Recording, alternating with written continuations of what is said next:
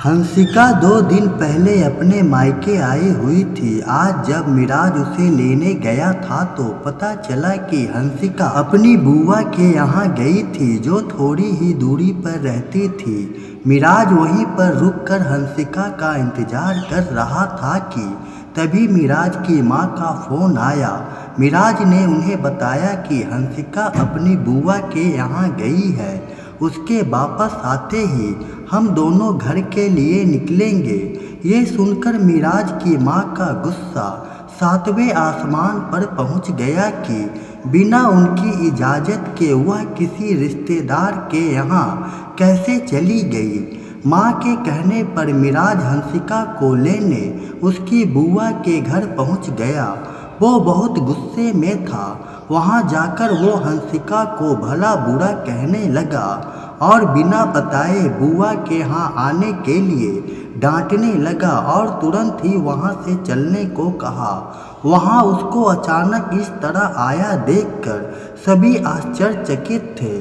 सबने उसे समझाने की कोशिश की तो उन्हें भी अपशब्द कहने लगा। बेचारी हंसिका के शर्म और अपमान के कारण आंसू नहीं रुक रहे थे।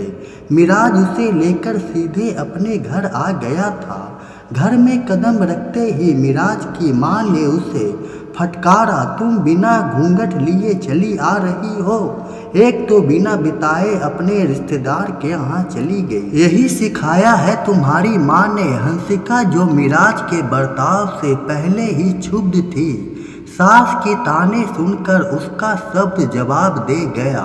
वह बड़ी ही शालीनता के साथ बोली, मम्मी जी, मेरी माँ ने मुझे बहुत कुछ सिखाया है और ससुराल में कैसे रहना है आप सिखा ही रही हैं, पर मुझे लगता है कि कुछ संस्कार आपको अपने बेटे को भी देने चाहिए थे कि दामाद होकर ससुराल में किसी के यहाँ बिन बुलाए ना पहुँच जाए और किसी का अपमान करने का अधिकार तो उन्हें बिल्कुल भी नहीं है, क्योंकि संस्कारों की ज़रूरत सिर्फ बहू को ही नहीं होती।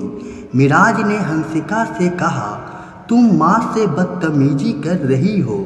मैं माँ से बदतमीजी नहीं कर रही हूँ, बल्कि उन्हें बता रही हूँ कि जिन संस्कारों की उम्मीद वो अपनी बहू से करती हैं, उनके बेटे में भी होनी चाहिए।